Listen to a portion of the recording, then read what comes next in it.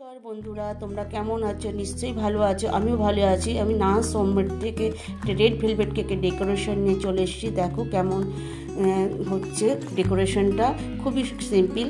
আর এটা red velvet cake, দেখতে থাকো, সঙ্গে থাকো।